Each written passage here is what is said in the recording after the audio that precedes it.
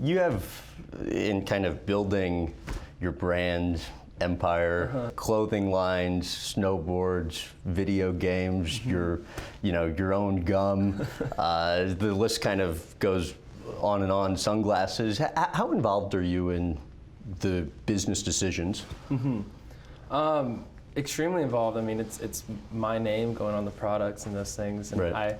I immediately take a look at everything that comes in. I go, okay, even before we do some sort of product, the sponsorship, do I like this product? Do I like this company? Do I like their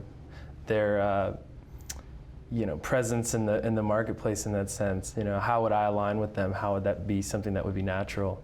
But everything's really come about in a very natural and kind of organic way where when I was younger, I mean, I think you think now and go, oh wow, you have all these products. I didn't like wake up and go, oh, I need a gum and I need all these things. It just kind of happened. You got your first snowboard sponsorship, I mean, when you were literally a kid. Yeah, when I was 7. So that's like a great example of being young. I started with Burton when I was 7, and I was making my way up the ranks, and I finally got to the point where I went pro and I got a pro model snowboard. I'm like, okay, well, I want my brother to help me design it. And so that kind of became a thing because he was always doing a lot of artwork. And from there it grew because the boards were selling so well into like a pro model helmet. The helmet sold out. And then it was a snowboard boot, and that did well. And then it became like a whole clothing line. And now a home line. Yeah, well, that's just Burton, that's boards, boots, bindings, and outerwear. And we have a women's line too. But it was just fun because it was like something that I did off the hill. I mean, I'd look at fabric swatches and Pantone color books and like you name it. We would get the samples in from overseas and make adjustments, send them back. And who better to actually test the product than me, function-wise. So it was cool. And then there's ownership there. I would see somebody on the mountain wearing my jacket. I'm like, it's my jacket. I saw that from like a napkin drawing. Now somebody's actually wearing it. And then that kind of developed everything else. That system worked. My brother and I working together. And from there... And how long did it take you to get comfortable with that? Because he can obviously spend a lot more time designing it than you can because of your other responsibilities, but it still has your name on it. Well, the idea worked because, who's going to understand me and know what I like more than my own brother in that sense? And I trust him, and I know that his style is my style, and even at times when he'll come up with ideas, I'm like, man, that's really lame. I don't like that at all. Obviously, we fight like brothers in that sense, but he's always kind of like one step ahead of me in that sense, and I like that. He's listening to certain types of music, and I'm like, this is awful. Like I don't like. And then a year later, I'm like, this is the best song ever. Right. He's just kind of like always been the older brother, and that's how things have developed. But with the Target line. All the clothing there, it's so much easier to make streetwear. With Burton, it's an amazing thing, but the products are so advanced. There's storm flaps, wind-resistant panels, and so much function that goes into the jackets. When you make a T-shirt, you're like, oh, it's cotton, it's a nice fit, and put a cool logo on it. Put a interesting graphic or a certain design. But how about the business deal you're most proud of? Gosh,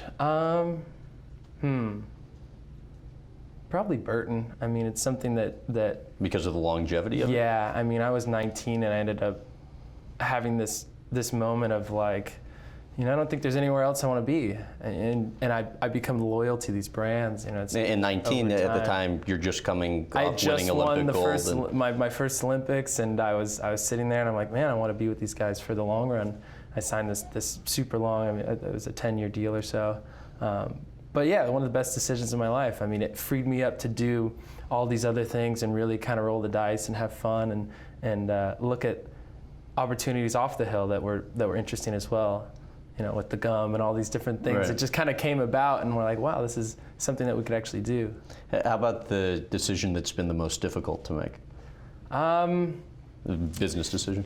I mean, the funny part is that when you see there's this big list of things that I am working on currently, there's this massive list that I say no to. I mean, every day it's like you get this. Your agent once said, you've turned down a ton of money. Yeah, I still remember being a little kid and camping out with my family in a motorhome because we couldn't afford to live at the resort and do the whole deal. And that's why I get a hotel room now that's really nice. And I'm like, oh, this is great. I have my roots to pull from, and you know, I appreciate everything now. So when I turn down like some massive deal, I'm like, wow, I never in my dreams would have imagined I would be, you know, just pushing this massive offer aside. But that's the true point I think I've reached in my career, where I'm excited that I have that opportunity to say no to stuff.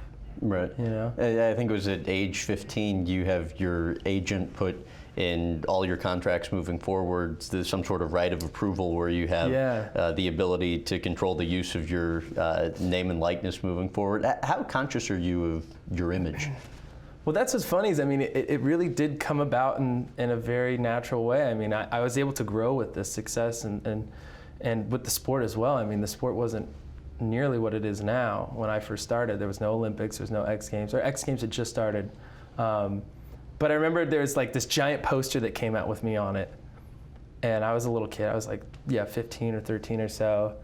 And I'm looking at this poster, I'm like, this looks awful. I look terrible. And this kid had me sign it. He's like, I'm gonna put it on my wall. And now I'm thinking, oh my gosh, this kid's gonna have this horrible photo on his wall. And I signed it, now his friends are gonna see it, you know what I mean? And you're smiling, but it's like infuriating. Yeah, I felt very like upset about that. I'm like, wow, how do I stop this from happening again?